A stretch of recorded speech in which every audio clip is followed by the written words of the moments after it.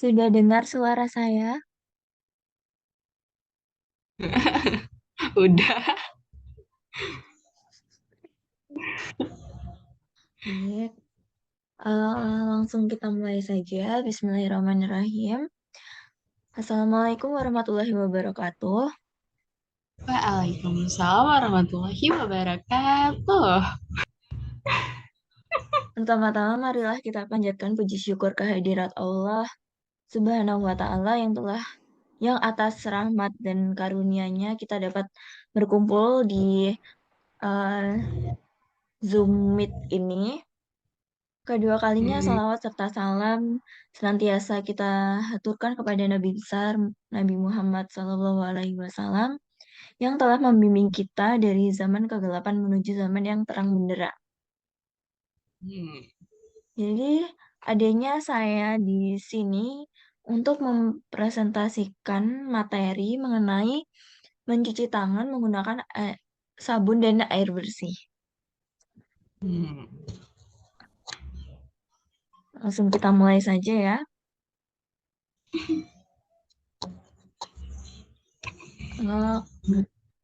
Eh, Kalian tahu nggak apa itu mencuci tangan? Ini gimana nanti presentasiku? Iya nggak apa-apa. Kalau orang lain pasti biasa aja karena aku ini ngeliat.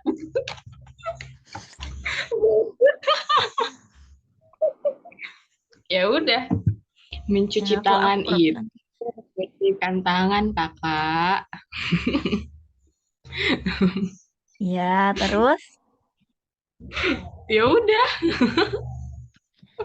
Oke, jadi mencuci tangan menggunakan air bersih dan sabun itu merupakan salah satu cara yang efektif untuk mengontrol penyebaran penyakit akibat bakteri patogen. Patogen itu yang menular gitu. Terus mencuci tangan menggunakan sabun masih sering disepelekan oleh masyarakat, padahal cuci tangan itu dapat meningkatkan status kesehatan masyarakat itu sendiri. Kira-kira kalian masih itu nggak kalau apa ya? Kalian sering menerapkan cuci tangan 7 langkah nggak? Nggak 5 langkah, Nggak. cuma Terus kalau waktu-waktu yang tepat untuk mencuci tangan itu kira-kira di apa aja? sebelum makan, eh, Hmm. sebelum pegang muka, apa lagi ya? Udah sih kayaknya. Tapi tiap merasa kotor ya langsung cuci. Nyadar kan. Jadi waktu yang tepat untuk cuci tangan menggunakan sabun itu eh, bisa pada sebelum menyusui bayi atau memberi makan, terus sesudah ke WC atau buang air, setelah menceboki bayi Itu atau anak, sebelum makan, sebelum masak, sebelum menyiapkan makanan, setelah makan, eh, sebelum menggunakan skincare juga ya biasanya. Terus langkah-langkah cuci tangan yang biasa kita lakukan itu kan kalau kalau orang-orang pada umumnya cuma pakai air bersih terus digosok-gosok doang gitu kan, itu udah ngerasa bersih. Nah, yang benar itu kita basahi dulu kedua tangan pakai air bersih yang mengalir, terus dikasih sabun secukupnya. Terus yang kedua itu menggosokkan ke dua telapak tangan dan punggung tangan. Gini. Nah, ini hmm, sekalian sama jarinya di gini nih. Nah, sela-sela jarinya tuh ikut ikut dibersihkan. Jadi bersihnya tuh merata gitu. Terus habis itu jari dirapatkan sambil digosok di tangan. Mana sih? Terus kemudian eh di apa menggosok kuku dari jari kanan memutar ke telapak tangan kiri dan sebaliknya kayak gini. Hmm. Yang kiri juga, terus jempol, terus sini hmm, jangan lupa di pergelangan tangan.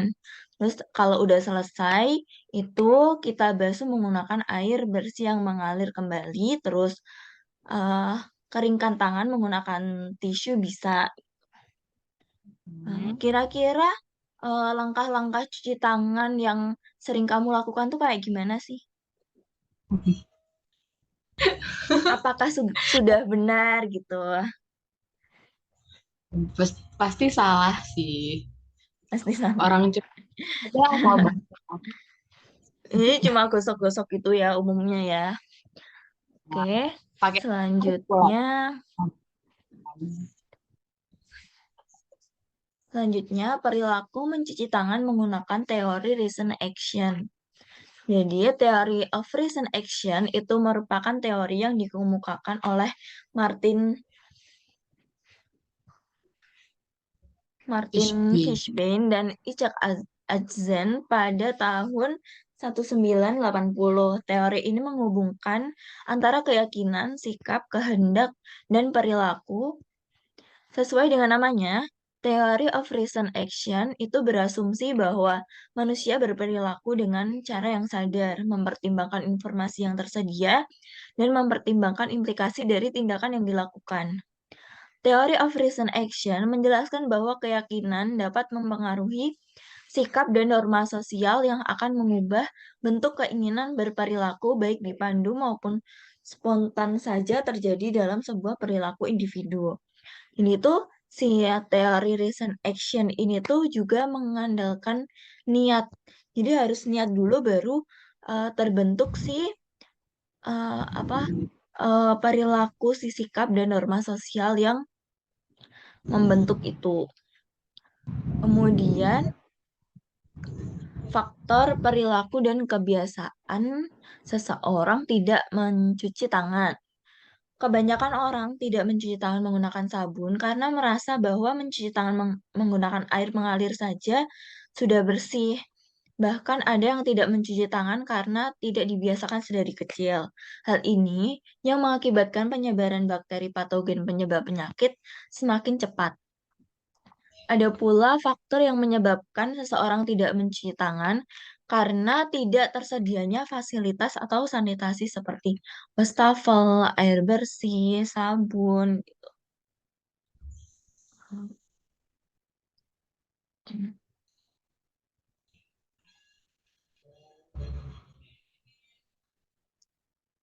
Bahkan kita sendiri aja kadang suka lupa, kayak habis apa ya, eh, habis dari luar biasanya misalnya naik naik motor. Terus kan kita otomatis megang itu kan yang buat ngegasnya kan. Nah, itu kan itu kotor. Terus kita kita ke masuk ke rumah, terus habis itu langsung megang makanan. Nah, itu tuh juga harusnya kan cuci tangan dulu, nggak bisa harus apa namanya, nggak bisa langsung megang makanan gitu loh. Tapi kan kita sering lupa. Apalagi ya? Hmm, apalagi Tapi menurut kamu? katanya justru yang kayak gitu makin menambah nikmat rasa makanan, Mbak. Berarti itu apa vitamin ya dari stang motor gitu. Oke, kemudian lanjutnya kebiasaan mencuci tangan menggunakan sabun itu harus diajarkan sedari kecil agar kalau kedepannya dapat menjadi pribadi yang memiliki dan melakukan pola hidup sehat. Karena si cuci tangan sendiri itu merupakan perilaku hidup bersih dan sehat yang harus kita lakukan gitu.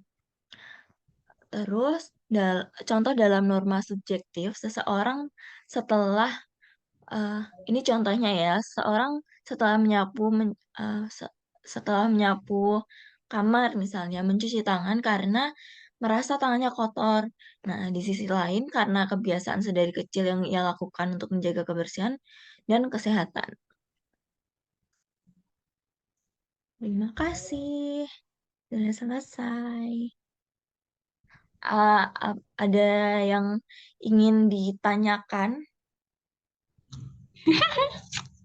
Apa ya? Em, aku harus gimana ini? Mbak dipanggilnya apa sih kalau itu? Saya mau bertanya, Kak, gitu. Apa ya? Ih, suaraku gitu banget. Malu. Gini, kan tadi coba di slide pertama, Mbak. Slide pertama atau Hmm, kedua, pokoknya. ini, ini, Ya, itu enggak yang tadi, slide kedua. ini. Itu kan ada tuh yang dari mencuci tangan menggunakan sabun masih sering disepelekan oleh masyarakat. Nah, gimana cara bagaimana caranya menyadarkan masyarakat kalau cuci tangan pakai sabun itu penting? Em, ya kita bisa saja melakukan penyuluhan atau apa ya, memberikan edukasi kepada masyarakat kalau apa namanya, kalau tidak mencuci tangan tuh eh apa ya, kan tangan kita kotor gitu. Dan otomatis kan di tangan kotor itu banyak kuman atau bakteri. Nah, kalau semisal tidak cuci tangan, terus kuman itu masuk ke dalam tubuh kita kan itu dapat menyebabkan penyakit. Nah, kita tuh dapat eh memberikan apa ya namanya? eh, nah, kita tuh dapat memberitahukan apa saja penyakit eh, yang menjadi apa ya, apa saja dampak buruknya dari tidak mencuci tangan tersebut. Nah, itu nanti dikasih tahu penyakitnya apa aja biar masyarakatnya tuh sadar. Terus apa ya? Udah gitu aja. Terus, oh lagi ya. Ada lagi?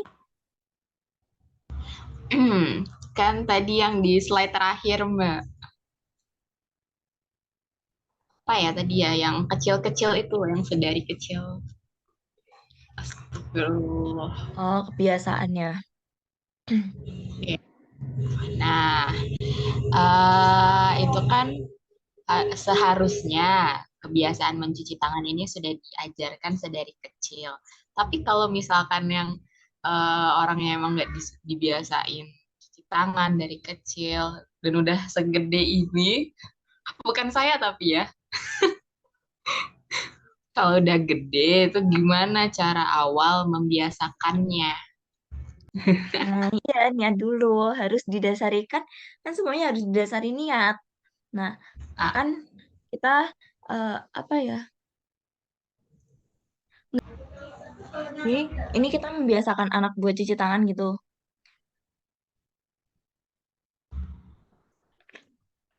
bukan buat kita sendiri. Oh, buat kita sendiri. Ya Ya. itu tadi kan cuci tangan, membiasakan diri itu kan didasari niat. Hmm. Ya kalau kita nggak membiasakan diri cuci tangan sedari kecil dengan benar, ya kayaknya tuh apa ya namanya eh sia-sia aja gitu kalau semisal cuci tangan nggak benar. Kan sama aja kumannya juga masih menempel di tangan gitu. Baiklah, bisa dimengerti. Oke, ini udah tidak ada yang ditanyakan lagi. Enggak. Oh ya, itu tadi ada typo. Mbak ada typo. Bukan typo sih, kurang gitu. Ada sih typo. Yang di ini loh tadi. eh Cuci tangan sebelum apa aja gitu. Yang di slide ketiga atau slide Oh, keberapa? ini. Ya, ini ya, ada typonya. Berarti ini masuk ke Ayo. kritik dan saran ya. Oh gitu. Oh ya, aku kan nggak tahu makanya langsung ceplas. Ah, ya. Oke, baik. Karena eh, semua pertanyaan sudah dijawab, Mm-mm. apakah puas dengan jawabannya? Mm-mm. Bintang 5. Baik, mari kita akhiri dengan membaca hamdalah. Alhamdulillahirabbil alamin. Baik, eh, selamat menikmati liburan. Assalamualaikum warahmatullahi wabarakatuh.